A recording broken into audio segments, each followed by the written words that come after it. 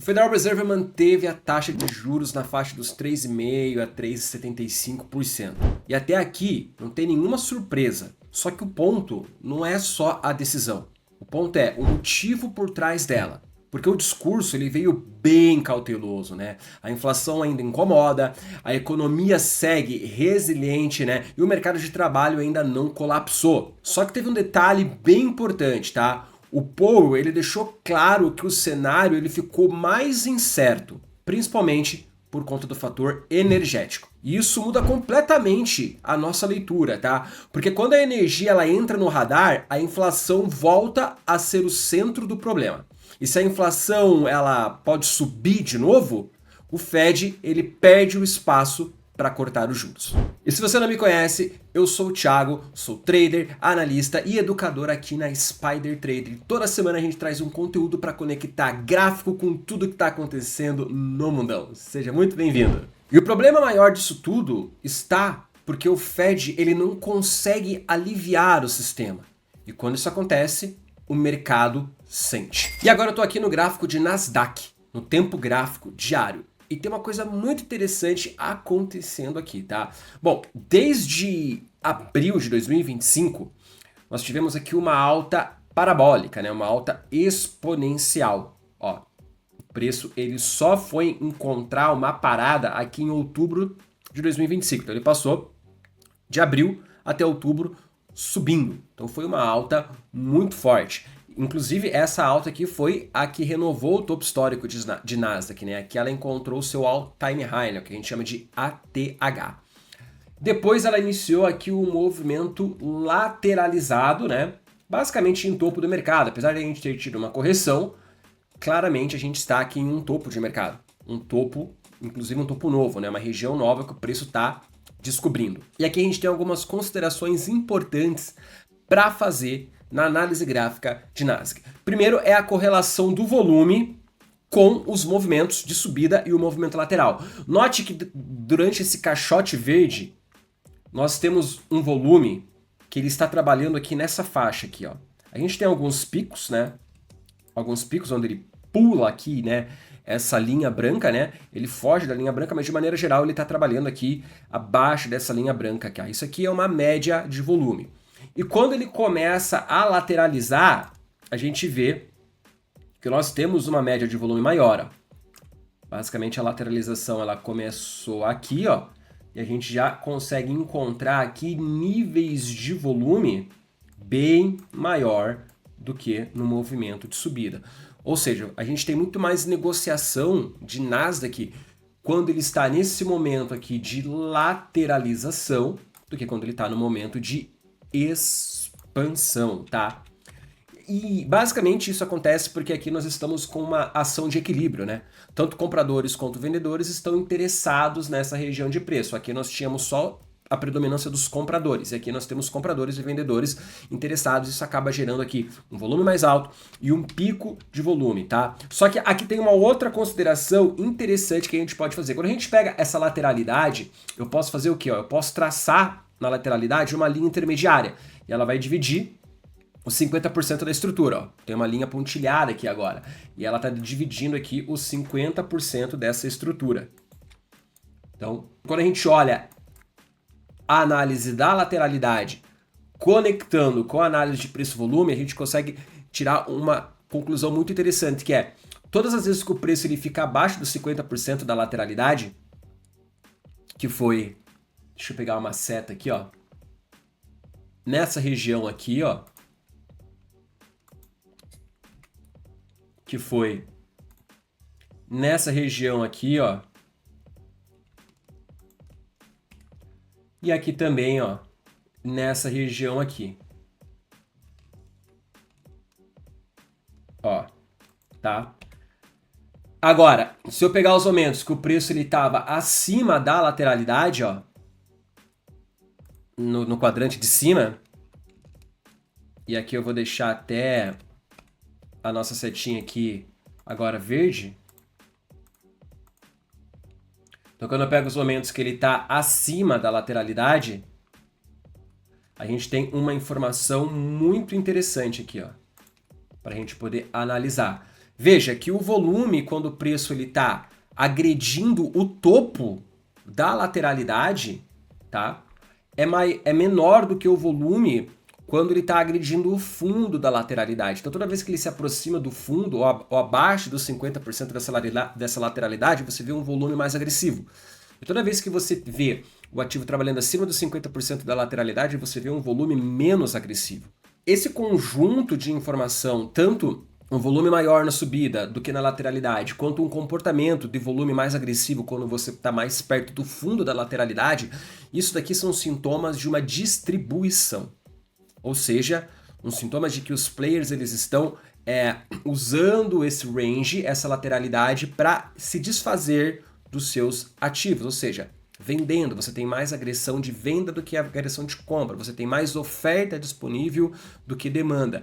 E é justamente por isso que a gente vê o preço lateralizando e não continuando a sua tendência. Ele não cai porque a oferta ainda não é tão grande, ele não sobe porque os compradores, como a gente consegue ver aqui no volume, né, eles estão em menor quantidade. Logo o preço ele começa a lateralizar, e uma lateralização geralmente você está acumulando, você está distribuindo. E aqui nós temos sintomas de distribuição, ok?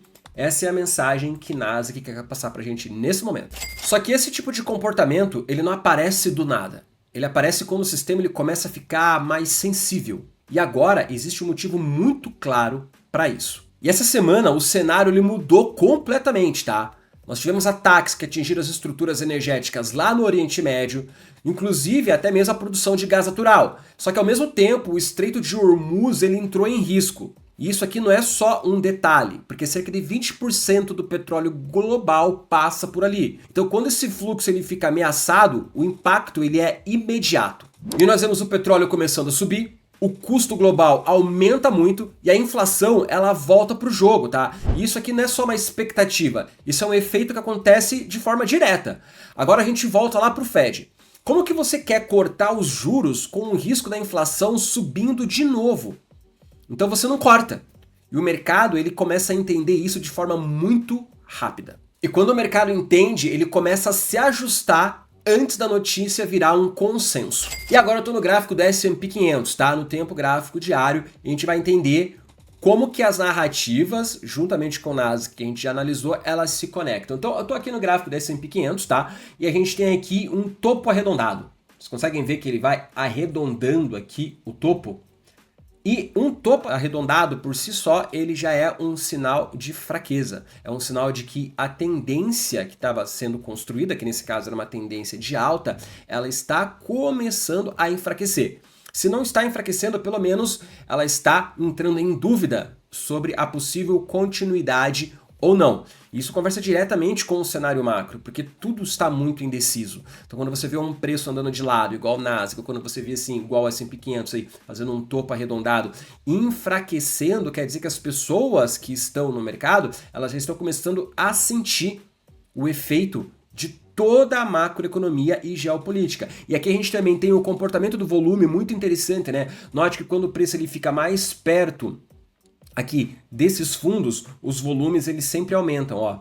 Veja como o volume aumentou aqui, como o volume aumentou aqui, e quando ele vai testar o topo da lateralidade, nós vemos um volume devagar, né? Um volume desacelerando. Já, de certa forma, demonstrando aqui a pressão que a gente está vendo da força vendedora, né? A oferta nesse momento aqui, ela já está predominando em relação à demanda. Então tem muito mais gente interessada através da análise gráfica, da análise técnica, em distribuir os seus ativos, né, de fazer uma compensação dos ganhos que já tiveram, do que de realmente você comprar ativos nesses níveis, tá? E os padrões gráficos, eles demonstram isso, né? Esse topo arredondado, né? A ligação entre o volume com o preço, tudo isso aqui demonstra esses sinais. E agora tudo começa a ficar claro, né? Porque não é só um ativo que está travando. Isso está acontecendo de forma meio que geral, né? É um padrão que está acontecendo. E o Powell, ele não precisou dizer muita coisa, né? O silêncio dele já disse tudo. Sem sinal de corte, sem sinal de estímulo e sem pressa. Isso mostra que o Banco Central está, de certa forma, limitado. Não é porque ele quer que seja desse jeito, mas é porque o cenário não está ajudando, né? Ele não permite fazer muitas coisas. E aqui que está o ponto mais importante. O problema não é o que o Fed fez. Na verdade, é o tipo de ambiente que não permite que ele faça muita coisa diferente. E aqui tem um ponto muito interessante, porque quando não tem uma liquidez nova entrando no mercado, existe um tipo de ativo que sente isso antes de todo mundo. Agora eu estou no gráfico do Bitcoin, no tempo gráfico diário. E diferente de Nasdaq e diferente de S&P 500, o Bitcoin já não está mais brigando ali no topo, né? Ele já teve uma queda, né, dos 126 até os 60 mil dólares. Por que isso geralmente acontece? Porque o Bitcoin ele é mais sensível à liquidez, né? Tanto a liquidez que faz o preço subir, o estímulo financeiro, quanto a falta desse estímulo financeiro. Os criptoativos, de maneira geral, eles sentem isso antes dos mercados internacionais, né? Do mercado americano, dos mercados maiores, tá? E aqui a gente tem uma característica muito importante que está acontecendo no gráfico do Bitcoin agora, que é uma repetição de padrões. Notem que desde os 126 mil dólares nós temos aqui sempre uma queda acelerada, uma queda acelerada, uma queda acelerada, com uma correção vindo consumida pelo tempo. Olha como é que ele sobe, ó. Olha como ele cai rápido e como ele sobe devagar. Esse padrão aqui de queda acelerada com uma subida em formato de canal, que é o que essas três subidas aqui estão representando, isso aqui é o que a gente chama de bandeira de baixa, dentro dos padrões da análise gráfica. É uma bandeira de baixa que ela sempre tem como maior probabilidade e característica a continuidade do movimento de queda. Tanto é que nós tivemos a bandeira de baixa aqui, o preço depois caiu, nós tivemos a bandeira de baixa aqui, depois o preço caiu, e agora pela terceira vez nós estamos fazendo o mesmo padrão de bandeira de baixa. Só que existe uma característica que é a característica do tempo. Note que cada bandeira ela é maior em extensão e também mais rápida, né? Ó, aqui o preço é maior e ele cai mais rápido do que proporcionalmente aqui. Essa bandeira aqui também é maior, ela sobe mais devagar do que essa bandeira aqui, mas proporcionalmente também ela é maior. E provavelmente a gente vai ver esse tipo de característica aqui, né? Essa queda foi maior do que as outras duas, também proporcionalmente mais rápida, e agora a gente está vendo aqui um movimento de bandeira, né, formado por esse canal, que já está consumindo bastante tempo e provavelmente ele vai ser maior do que esse cara aqui também.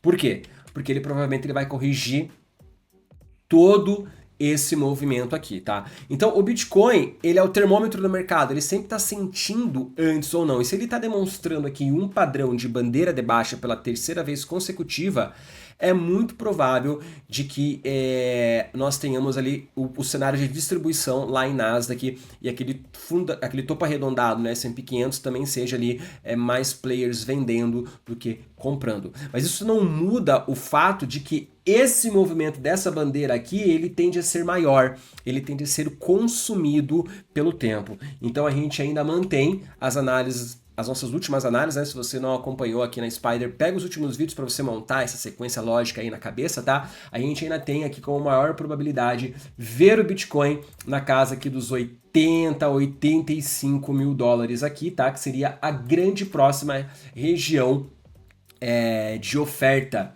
pro Bitcoin, tá? Que seria aqui, ó, nessa região. Então a gente pode ver o Bitcoin ainda durante um bom tempo, ó, caminhando aqui dentro desse canal aqui, até que ele chegue nessa região de oferta macro, para então a gente ter algum outro tipo de informação para que a gente possa traçar os próximos passos. Então, nesse momento, devido ao cenário e devido aos padrões gráficos, eu realmente acredito que a gente tem uma possibilidade de ver o Bitcoin aqui ainda tendo mais uma continuidade de alta. E você me pergunta, mas Thiago, Nasdaq e S&P 500 estão apresentando padrões de fraqueza, você acabou de dizer. Sim, mas tem sempre a questão da liquidez, e o preço sempre vai em busca da liquidez. Como a gente tem um movimento lateralizado em Nasdaq, nós temos muita liquidez acima do topo. Então, uma busca de liquidez acima do topo em Nasdaq seria ali o ápice da ganância, sabe? Seria toda a narrativa positiva voltar exatamente em um momento em que o Bitcoin ainda não está apontando padrões de alta. E o Bitcoin ele acaba sendo o termômetro do mercado. E todo esse conjunto de informações ajuda a gente a entender o cenário como um todo. Porque o Bitcoin ele não está desconectado. Na verdade, ele só está adiantado. Agora junta tudo isso daqui que a gente falou. Risco geopolítico subindo. A energia pressionando a inflação. O Fed não tem muito espaço para aliviar. Nasdaq e S&P 500 já começando a demonstrar ali que está perdendo força. E o Bitcoin já está refletindo isso já há um bom tempo. Bom, eu não estou falando que isso aqui é um colapso, tá? Mas só que também já deixou de ser um mercado 100% saudável. É um ambiente mais de cautela, onde os ativos mais sensíveis eles já estão reagindo e os outros eles já estão começando a acompanhar. E apesar do Fed manter os juros, os mercados eles já começam a mostrar o porquê que isso está acontecendo. Porque isso não foi de fato só sobre a decisão. Isso foi mais sobre o cenário que está limitando qualquer tipo de outra escolha. E quando o sistema ele começa a mostrar que ele está no limite, esses tipos de ativo aqui eles costumam já a responder. Só que agora eu estou interessado em saber de você. Você acha que isso é só uma pausa no movimento de alta dos mercados ou é o começo de uma mudança estrutural maior? Deixa aqui nos comentários e até a próxima, pessoal.